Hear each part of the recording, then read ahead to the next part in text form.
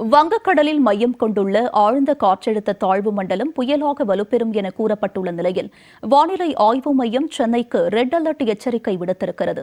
இதுகுறித்த விரிவான விவரங்களோடு செய்தி அரங்கத்தில் இருந்து எமது செய்தியாளர் ஜெயலானி மற்றும் சிறப்பு செய்தியாளர் யோகேஷ் அளிக்கும் கூடுதல் விவரங்களை தற்போது கேட்கலாம்.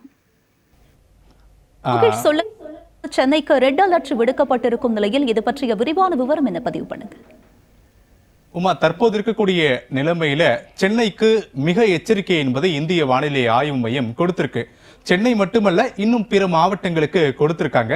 வங்கக்கடல்ல நிலை கொண்டிருக்கக்கூடிய இந்த ஆழ்ந்த காற்றழுத்த தாழ்வு மண்டலம் என்பது சென்னையிலிருந்து 380 கிலோமீட்டர் தொலைவில் நிலை கொண்டிருக்கக்கூடிய நிலையில் இன்று எந்தெந்த மாவட்டங்களுக்கு மிக முதல் அதி கனமழைக்கான எச்சரிக்கை கொடுக்கப்பட்டிருக்கிறது, நாளை எந்தெந்த மாவட்டங்களுக்கு என்பது குறித்து டிஜிட்டல் வாயிலா முதல்ல விளக்குகிறார் நம்முடைய செய்தியாளர் ஜெயலானி.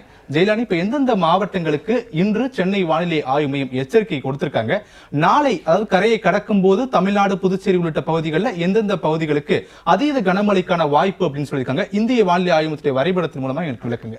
நிச்சயமாக யோகேஷ், அதாவது இந்திய வானிலை ஆய்வு மையம் அதிகாரப்பூர்வமாக சில மணி நேரங்களுக்கு முன்பாக கொடுத்த தரவுகள் அடிப்படையில், அதாவது வங்கக்கடலில் நிலவிருக்கக்கூடிய இந்த ஆழ்ந்த காற்றழுத்த தாழ்வு மண்டலம் அடுத்த 6 மணி நேரத்திற்குள்ளாக புயலாக மாறுவதற்கான வாய்ப்புகள் இருக்குது அப்படின்னு கூறப்பட்டிருக்கு.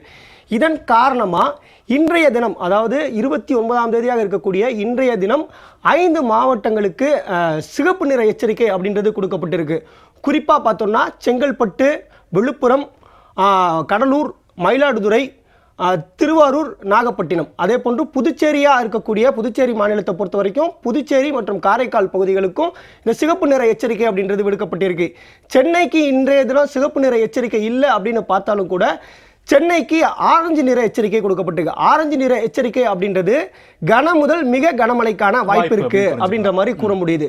அப்போ ஆரஞ்சு நிற எச்சரிக்கையை பொறுத்த வரைக்குமே 5 மாவட்டங்களுக்கு இந்த ஆரஞ்சு நிற எச்சரிக்கை அப்படின்றது கொடுக்கப்பட்டிருக்கு. சென்னை, திருவள்ளூர், அதே போன்று சென்னைக்கு அருகாமையில் இருக்கக்கூடிய காஞ்சிபுரம் மாவட்டம், அதே போன்று கடலோர மாவட்டங்களில் இருக்கக்கூடிய பகுதிகளுக்கு ஒட்டி இருக்கக்கூடிய உள் மாவட்டங்களாக இருக்கக்கூடிய பகுதிகளிலுமே இந்த ஆரஞ்சு நிற எச்சரிக்கை அப்படின்றது விடுக்கப்பட்டிருக்கு. புதுக்கோட்டை மாவட்டங்களில் மழை இல்லைன்னு பார்க்கப்பட்டாலும் இன்றைய தினம் ஆரஞ்சு நிற எச்சரிக்கை அப்படின்றது கொடுக்கப்பட்டிருக்கு. மழை என்பது வருவதற்கான அதிகப்படியான வாய்ப்பு இருப்பதாக கூறப்படுகிறது.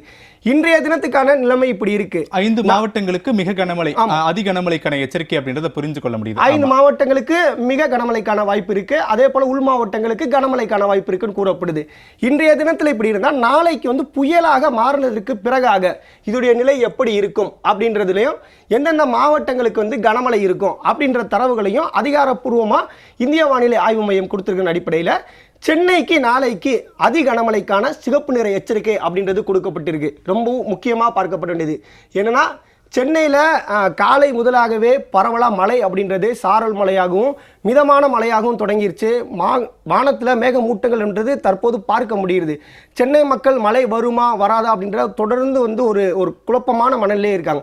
ஆனால் வானிலை ஆய்வு மையம் தெளிவுபடுத்தியிருக்காங்க. நேற்றைய தினமே தெளிவுபடுத்தினாங்க, இன்றைய தினம் உறுதிப்படுத்தியிருக்காங்க. தெளிவுபடுத்தியிருக்காங்க. அதாவது குறிப்பாக சென்னை, திருவள்ளூர், காஞ்சிபுரம், செங்கல்பட்டு, விழுப்புரம், கள்ளக்குறிச்சி, கடலூர் உள்ளிட்ட இந்த மாவட்டங்களில் வட கடலோர மாவட்டங்களாக இருக்கக்கூடிய சென்னையை சுற்றி இருக்கக்கூடிய மாவட்டங்கள் எல்லாத்திலையுமே அதி கனமழை என்பது இருக்கும். அதே போன்று உள் மாவட்டங்களையும் மிக கனமழையிலிருந்து கனமழை வரைக்கும் நீடிக்கிறதுக்கான வாய்ப்பு இருப்பதாக வானிலை ஆய்வு மையம் அதிகாரப்பூர்வமாக தெரிவித்திருக்கு. யோகேஸ்வரன், இப்போ நீங்கள் விளக்கலாம். இப்போ அதிகாரப்பூர்வமாக வானிலை ஆய்வு மையம் இந்தந்த மாவட்டங்களில் மழைப்பொழிவு இருக்குன்னு கூறிட்டாங்க. ஆனாலும் கூட சென்னையில் தற்போது வரை மிதமான மழையே பெய்து வருது. மழை வருமா வராதா அப்படின்ற குழப்பத்தில் பொதுமக்கள் இருக்காங்க. பொதுமக்களுக்கு தற்போது நம்ம கிட்ட இருக்கக்கூடிய இந்த தொழில்நுட்ப வாயிலாக டிஜிட்டல் திரையரங்கம் மூலியமா எத்தனை மணிக்கு மழை அப்படின்றது சென்னையில் தொடங்கலாம், எத்தனை மணிக்கு தொடங்கி எப்போ இருந்து அதி கனமழையாக தொடங்கும் அப்படின்றத விளக்க முடியுமா? நிச்சயமா ஜெயலானி. இப்போ நீங்க சொன்னது எல்லாமே வட கடலோர இந்த மாவட்டங்களுடைய பெல்ட்லையும் டெல்டா ஜோன்லையும் நாளைக்கு அதி கனமழை, மிக கனமழை அப்படின்றது அந்த ஆரஞ்சு கலர்ல வரையறுக்கப்பட்டிருக்கிறது பார்க்க முடியுது. அதி கனமழை அப்படின்றது ரெட் கலர்ல வரையறுக்கப்பட்டிருக்கிறது பாருங்க. அது நீங்க சொன்ன தகவல் மாவட்டங்கள் அடிப்படையில் அதை புரிஞ்சு கொள்ள முடிகிறது. இப்போ நம்மளுடைய டிஜிட்டல் வாயிலா நம்ம பார்க்க முடியும். இப்போ எந்தெந்த மாவட்டங்களுக்கு என்னென்ன மழையினுடைய செயற்கைக்கோள் புகைப்படங்கள் எப்படி காட்டுது அப்படின்றத ஜெயலானி இப்ப நம்ம பார்க்கலாம். இப்போ இந்த ஆழ்ந்த காற்றழுத்த தாழ்வு மண்டலம் இன்னும் சில மணி நேரங்களில் புயலா 6 மணி நேரங்கள் இந்த ஆழ்ந்த காற்றழுத்த தாழ்வு மண்டலத்தினுடைய மையப்பகுதி அந்த சர்க்குலேஷனை நம்ம பார்க்க முடியுது. மையப்பகுதியினுடைய சுழற்சி இப்ப இப்படிதான் இருக்குது. இது எந்தெந்த மாவட்டங்கள் எந்தெந்த பகுதியிலிருந்து எத்தனை கிலோமீட்டர் தொலைவில் இருக்கு அப்படின்றத நம்ம முதல்ல பார்த்துடலாம். இப்போ சென்னையிலிருந்தும் அதே போல புதுச்சேரியிலிருந்தும் நாகப்பட்டினத்திலிருந்தும் தான் இப்ப சென்னை வானிலை ஆய்வு மையம் அதை கணிச்சிட்டு இருக்காங்க எத்தனை கிலோமீட்டர் தொலைவில் இருக்கு அப்படின்றத. இப்போ புதுவையிலிருந்து தென்கிழக்க 340 கிலோமீட்டர் தொலைவுல இது மையம் கொண்டிருக்கு, ஒரே இடத்துல மையம் கொண்டிருக்கு. அதையும் நாம் முன்பு தெரிந்த ஒன்றுதான். சென்னையிலிருந்து பார்த்தோம் அப்படின்னா 380 கிலோமீட்டர், அதாவது புதுவையை ஒப்பிடும்போது 40 கிலோமீட்டர்ன்றது கொஞ்சம் அதிகமாகவே இருக்கு சென்னைக்கும் புதுவைக்குமான இடைவெளி. இதே போல நாகப்பட்டினத்திலிருந்து நம்ம பார்த்தோம் அப்படின்னா 300 கிலோமீட்டர் தொலைவுல நாகப்பட்டினத்திலிருந்து அது நிலை கொண்டிருக்கக்கூடியதை நாம் பார்க்க முடியுது. இப்போ இதனுடைய பாதை எப்படி அமைய போகுது அப்படின்னா, சென்னை வானிலை ஆய்வு மையம் கொடுத்திருக்கக்கூடிய தகவல் அடிப்படை இது மெல்ல நகர்ந்து இன்னும் 6 மணி நேரத்தில் ஒருவேளை அது புயலாக வலுப்பெறக்கூடிய பட்சத்துல இது தொடர்ச்சியா வட தமிழகத்தை நோக்கி மீண்டும் உள்ள நகர்வதற்கான வாய்ப்புகள் இருக்கு. இப்ப நம்ம ரேஞ்சு காட்டும் போது சென்னைக்கும் புதுச்சேரிக்கும் சொல்றோம். பட் உண்மையிலேயே சென்னை வானிலை ஆய்வு மையம் ஜெயிலானி கொடுத்திருக்கக்கூடிய தகவலின் அடிப்படையில சென்னையிலிருந்து நம்ம ஈசிஆர்ல இருக்கக்கூடிய மகாபலிபுரத்துல தொடங்கி புதுச்சேரிக்கு முன்பு இருக்கக்கூடிய அந்த காரைக்கால் அந்த குறிப்பிட்ட பகுதிகள் வரை இடைப்பட்ட பகுதிகளில் இந்த புயல் என்பது கரையை கடக்கக்கூடும். தோராயமா, அதாவது நம்ம சென்னை வானிலை ஆய்வு மையம் கொடுத்த தகவலின் அடிப்படையில் சில கிலோமீட்டர் நம்ம கணக்கெடுக்க முடிஞ்சது. அதன் அடிப்படையில் பார்த்தோம் அப்படின்னா ஒரு 80 கிலோமீட்டர் ரேஞ்சில் தான் இந்த புயலினுடைய கடக்கக்கூடிய அந்த மைய பகுதி இருக்கும் அப்படின்றத புரிந்து கொள்ள முடியுது. இது தற்போது இருக்கக்கூடிய நிலைமையில சென்னை வானிலை ஆய்வு மையம் கொடுத்திருக்கக்கூடிய தகவல். சரி, இப்போ இந்த புயலினுடைய பகுதி மேகங்கள் எப்படி இருக்கு, மழை எப்படி பெய்ய போகிறது அப்படின்னா இப்ப பார்க்கக்கூடிய நேயர்களுக்கும் புரியும். இப்ப இந்த மைய பகுதி தான், இது சுழற்சி முறையில சுத்திக்கிட்டு இருக்க ஒரு ரவுண்ட் ஷேப்ல இருப்பதை நீங்க திரையில் அங்க பார்க்க முடியும். இப்ப அடர்ந்த மேகக்கூட்டங்களையே 2 வாரியா பிரிக்கிறாங்க. ஒன்று உயர்ந்த மேகக்கூட்டங்கள், இன்னொன்னு கீழே லோ கிளவுட்ஸ் அப்படின்னு சொல்லி அதை ஆங்கிலத்தில் அழைப்பாங்க. இப்ப அடர்ந்த மேகக்கூட்டங்கள் தான் சென்னை மட்டுமல்ல இது கரையை கடக்கும் போது ஒரு பெரும் மழையை கொடுப்பதற்கான வாய்ப்புகள் இருக்கு. இந்த அடர்ந்த மேகக்கூட்டங்களை தான் சிவப்பு நிறத்துல இந்த சேட்டலைட் புகைப்படங்கள் காட்டுது இல்லையா, இது எல்லாம் இந்த அடர்ந்த மேகக்கூட்டங்களுடைய பகுதிகள். இன்னொரு சந்தேகம் இதில் எழும்புது. ஒரே இடத்துல நிலை கொண்டிருக்கு, அடுத்த 6 மணி நேரம் புயலாக மாறுவதற்கான வாய்ப்பு இருக்கு. அப்போ வழக்கமா ஒரே இடத்துல நிலை கொண்டா அதனுடைய வீரியம் அதிகரிக்கும். அப்படின்றப்போ இந்த மழைக்கான அந்த மேகங்கள் இன்னும் அதிக தாக்கத்தை ஏற்படுத்துறதுக்கான எதுவும் வாய்ப்பு இருக்கு? நிச்சயமா இருக்கு. இப்ப நம்ம பார்க்கக்கூடியது இன்னைக்கு 29ஆம் தேதி, இன்றைய தேதியில இப்ப சரியா நம்ம லைவ் கொடுத்துட்டு இருக்கக்கூடிய நேரலையில 2:45 மணி ஆகுது. 2:45 மணிக்கு இந்த மேக கூட்டங்கள் அப்படின்றது வங்கக்கடலில் இருக்கக்கூடிய நிலைமையை பார்க்க முடியுது இல்லையா. இப்ப நேரம் வாரியா நம்ம இன்னும் கொஞ்சம் சென்னைக்கு அருகில ஒருவேளை இந்த புயல் முன்னாடி வரக்கூடிய பட்சத்துல இது எப்படி இருக்கும் அப்படின்றத நம்ம அப்படியே திரையில பார்க்க முடியுது. அது நகர்ந்து வரக்கூடிய அந்த வேகத்தை பார்க்க முடியுது சென்னைக்கும் புதுச்சேரிக்கும் இடையில. இப்ப அந்த மேக கூட்டங்களுடைய இன்டென்சிட்டி அதிகரிக்கிறத நம்ம பார்க்க முடியுது ஜெயிலானி. ஆனா நெல்லூர் வரைக்குமே இந்த பாதிப்பு இருக்கும். இன்னும் சொல்ல போனா சில வானிலை ஆய்வாளர்கள் என்ன சொல்றாங்க அப்படின்னா, இந்த வளிமண்டலத்துல இந்த புயலா ஒருவேளை இது மாறக்கூடிய பட்சத்துல இதனுடைய ரேஞ்ச் அப்படின்றது சராசரியா 300 கிலோமீட்டர் சுற்றளவுல இருக்கும். சோ இது சென்னைக்கும் புதுச்சேரிக்கும் இடையில கரையை கடந்தாலும் கூட இதனுடைய மழை தாக்கம் அது லேசான மழையில தொடங்கி அதி கனமழை வரைக்கும் 300 கிலோமீட்டர் ரேடியேஷன்ல மழை தாக்கங்கள் இருக்கும் அப்படின்றப்போ நெல்லூர்ல இருந்து கீழே நாகப்பட்டினம் வரைக்கும் இருக்கக்கூடிய இந்த வட மாவட்டங்கள் எல்லாத்துலயுமே பாதிப்பு வட மாவட்டங்களும் இருக்கும். இந்த வடகடலோர மாவட்டங்கள் மட்டுமின்றியுமே உள்ள வரக்கூடியது இந்த வெஸ்டர்ன் காட்ஸ், அதாவது மேற்கு தொடர்ச்சி மலைப்பகுதிகளை நோக்கி தான் இப்ப இந்த புயல் பயணிக்க போகுது அப்படின்றத முன்கணிப்பு. அப்போ வெஸ்டர்ன் காட்ஸை நோக்கி வரும்போது சேலத்துலலாம் வரக்கூடிய 1ஆம் தேதி திங்கள் செவ்வாய்க்கிழமையில உள் மாவட்டங்கள்ல மிக கனமழை இருக்கும் அப்படின்ற ஒரு தகவல்களையும் சொல்லியிருக்காங்க. இன்றைய தினத்துக்கு இங்க கடலோர மாவட்டங்கள மழை இருந்தாலும் நாளைய தினத்திலிருந்து உள் மாவட்டங்களை மழை தொடரும் அப்படின்றத நம்ம புரிந்து கொள்ள முடியும். இப்போ இன்னும் பார்க்கலாம், சென்னைக்கு இப்ப எல்லோ கலர்ல இருக்கு. இந்த எல்லோ கலர் அப்படின்றதெல்லாம் லோ இன்டென்சிட்டி கிளவுட்ஸ், அதாவது குறைந்த மேகங்கள் தான் சென்னைக்கு அருகாமையில வரும். என்னைக்குன்னு பார்த்தோம்னா சாட்டர்டே, நாளைக்கு காலையில 7 மணிக்குங்க இப்ப பார்க்கக்கூடிய நேர்களுக்கு. இப்ப இது இன்னும் முன்னேறி வரதாக பாருங்க. 30ஆம் தேதி காலையில ஒரு 1 மணிக்கு வச்சுக்கலாம். 30ஆம் தேதி இப்ப நம்ம இதுல பார்க்க முடிகிறது, நீங்களும் திரையில பார்க்க முடியும். சாட்டர்டே 30ஆம் தேதி மாலை 3 மணிக்கு சென்னையில அதி கனமழைக்கான வாய்ப்பு மிக அதிகமாக இருக்கு. இந்த ரெட் கலர்ல நம்ம முன்பே பார்த்ததுதான் ஜெயிலானி. அதிக மேகக்கூட்டங்கள், ரொம்ப வலுவான மேகக்கூட்டங்கள் சென்னையை தாக்க போகுது. இன்று நள்ளிரவுல இருந்து அதி கனமழைக்கான வாய்ப்புகள்ன்றது அதிகப்படியா இருக்கு. இரவு முதலாகவே கனமான மழை அப்படின்றது தொடங்கிரும். இரவு நேரத்தை விட பகல் நேரத்துல இன்னும் அதிகமான மழை பொழிவு இருக்கும். இப்ப நேத்து கூட சென்னையில பல இடங்கள்ல கனமழை, ஆனா அதீத கனமழை மக்கள் பார்க்க போறாங்க நாளைக்கு பகல் நேரத்துல அப்படின்றதுதான் இந்த சேட்டலைட் புகைப்படங்கள் தெரிவிக்கிறது. இது தொடர்ச்சியா அப்படியே கடந்து வேலூர் வட மாவட்டங்களை கடந்து தொடர்ச்சியா வெஸ்டர்ன் காட்ஸை நோக்கி மீண்டும் அரபிக்கடல்ல கரையை கடப்பதுதான் இந்த புயலினுடைய தற்காலிக பாதையாகவும் சென்னை வானிலை ஆய்வு மையம் தெரிவித்திருப்பது கூடுதல் தகவல். ஜெயலானி, ஓகே, இப்போ நம்ம நேரடியாக யோகேஸ்வரன் தெரிவித்த கருத்துக்களை முழுதாக பார்த்தோம். அதாவது சென்னை வடகடலோர மாவட்டங்கள் மட்டும் இல்லாமல் உள் மாவட்டங்களில் நாளை முதலாக மழை தொடங்குவதற்கான வாய்ப்பு இருக்குது அப்படின்னு சொல்லி யோகேஸ்வரன் டிஜிட்டல் வாயிலாக நமக்கு விளக்கியிருக்கார். அதிகாரப்பூர்வமாக இந்திய வானிலை ஆய்வு மையம் இந்த புயல் எந்த டைரக்ஷனில் போகும், எங்கெங்கே எந்த வேகத்தில் இருக்கும் அப்படின்னு விளக்கியிருக்காங்க. அதை நம்ம தற்போது பார்க்கலாம். குறிப்பாக வந்து சைக்ளோன் இன்ஃபர்மேஷன், அதாவது இந்த புயல் அப்படின்றது எந்த டைரக்ஷனில் எப்போ போகும், எத்தனை கிலோமீட்டர் வேகத்தில் பயணிக்கும் அப்படின்றத விரிவாக விளக்கியிருக்காங்க யோகேஸ்வரன். இதை நம்ம பார்க்கும்போது நம்மளால் புரிஞ்சுக்க முடியுது.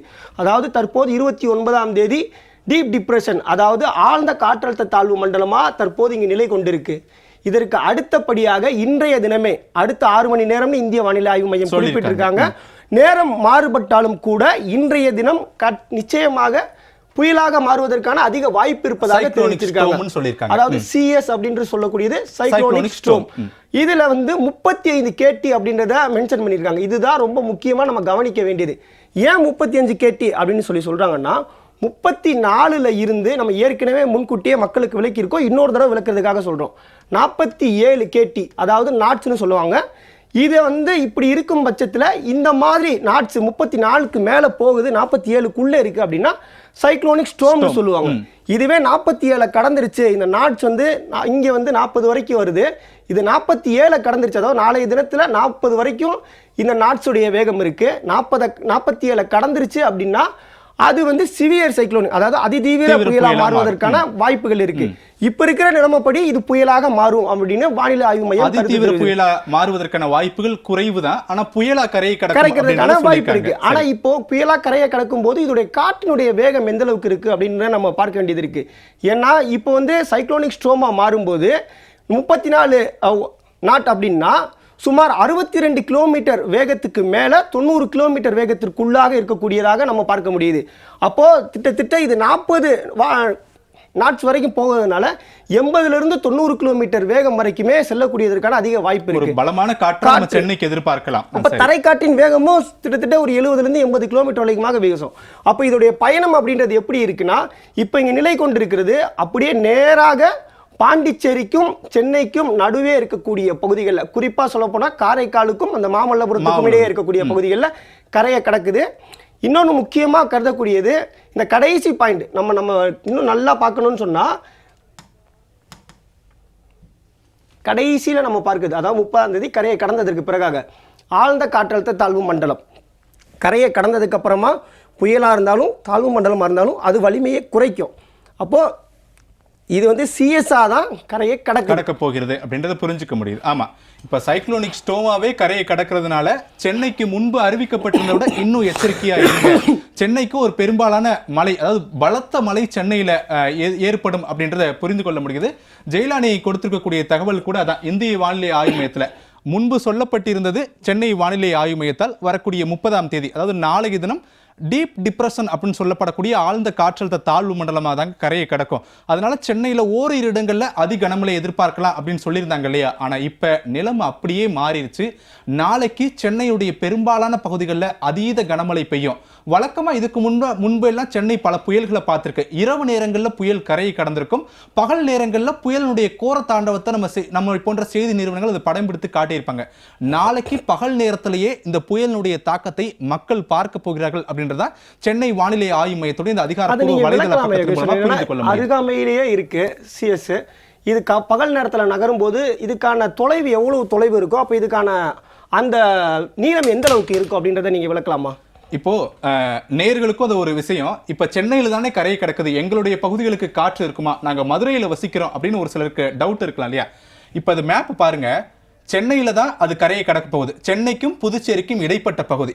இப்போ இதுல ஒரு சில இடங்கள்ல இந்த லைட் ப்ளூ கலர்ல ஜெயிலானி இப்ப கொடுத்திருக்காங்கல்ல, இது வந்து அந்த விண்டோட டைரக்ஷன். நான் முன்பு சொன்னது போல 300 கிலோமீட்டர் ரேடியேஷன்ல அதனுடைய தாக்கங்கள் இருக்கும் அப்படின்றதுனால தான் இந்த மதுரை, அதே போல கோயம்புத்தூர், திருப்பூர் உள்ளிட்ட பகுதிகள் வரை இந்த காற்று ஓரளவுக்கு உணரக்கூடிய வகையில இருக்கும் அப்படின்ற தகவல்களையும் சென்னை வானிலை ஆய்வு மையம் சொல்லி இருப்பது கூடுதல் தகவல்கள். ஜெயிலானி வழங்கி இருக்கக்கூடிய தகவல்களையும் நம்ம முன்பு பார்த்திருப்போம்.